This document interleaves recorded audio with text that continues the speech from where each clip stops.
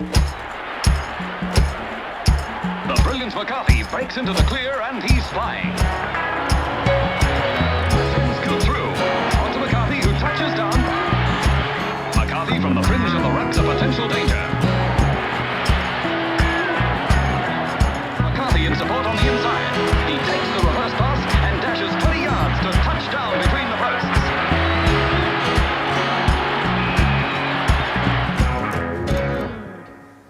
And speaking of captains of the Rabbitohs and legends, a guy here with me today at Silks, Crown Sydney, doesn't need much introduction. Welcome, Bobby McCarthy. How are you, Bobby? Very good. Hello. Very good, thanks, mate. Yeah. How's things been? Good? Oh, hanging in there, mate. Yeah, wake up with a mortar, I'm in front. Yeah, like most people my age. No, it's great to be here alongside you today talking about the old rabbits.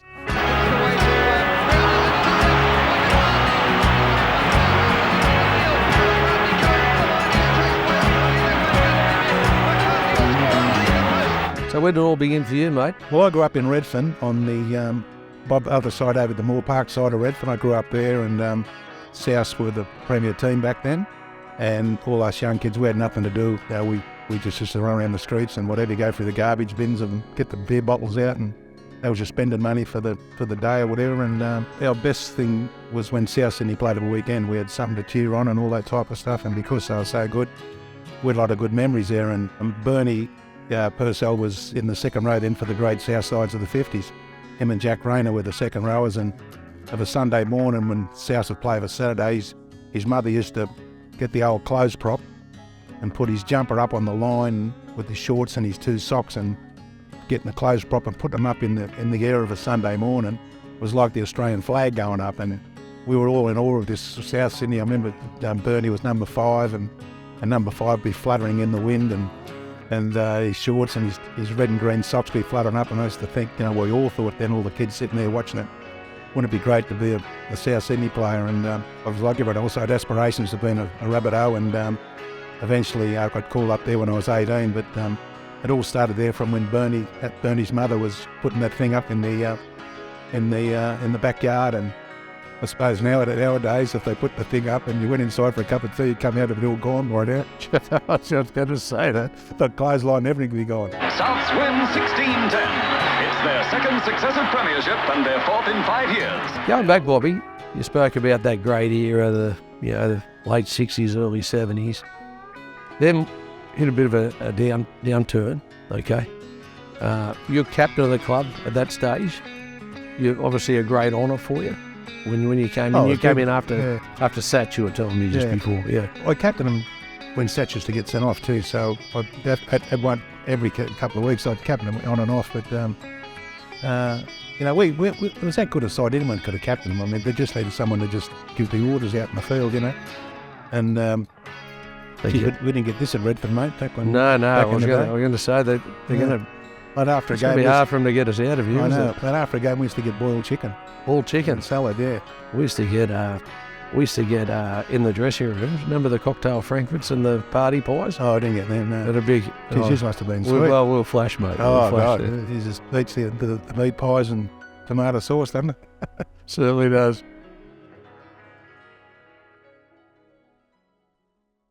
But you had another great honour in your career. You went on Captain Australia. Yeah, that was awesome great. For you, wasn't it? Yeah, it was good. Well, I captained them in New Zealand first, and that was good.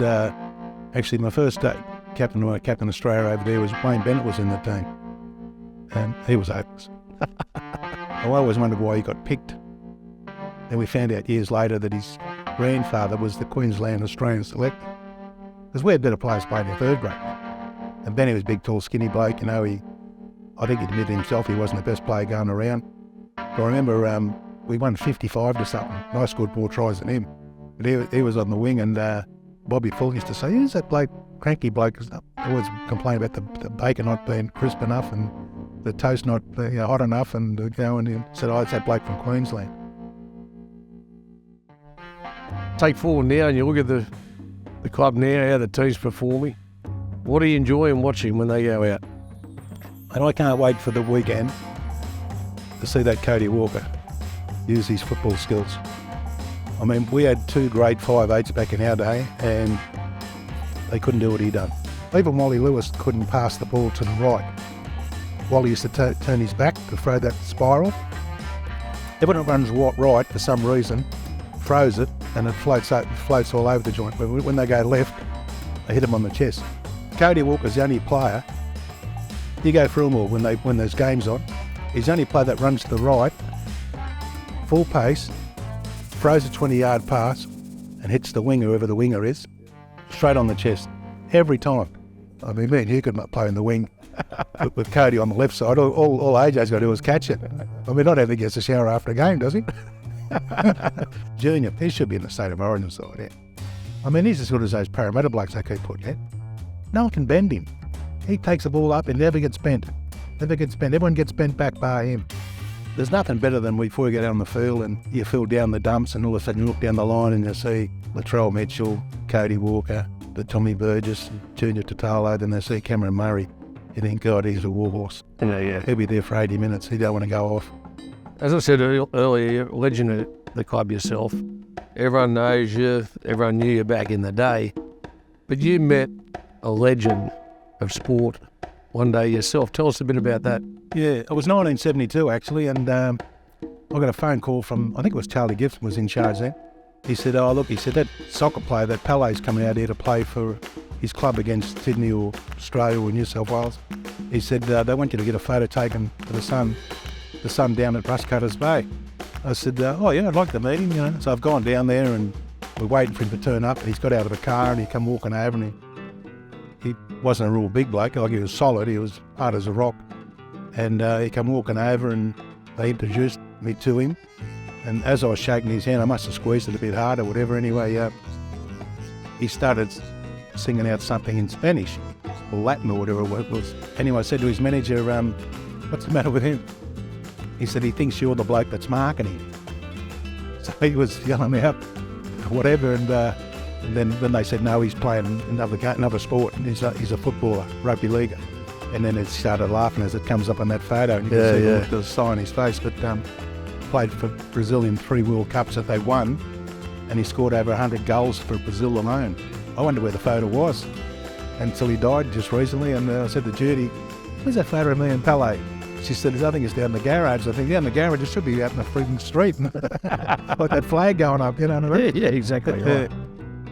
It's been great talking to you again today here at Silks at Crowd Sydney. I think we've got to stop talking. We've got some more beautiful food to eat here. I know. So. I don't know when I'm going to fill it, mate. But anyway, it's been great talking to you, Mark. It's great to always reminisce about the rabbits.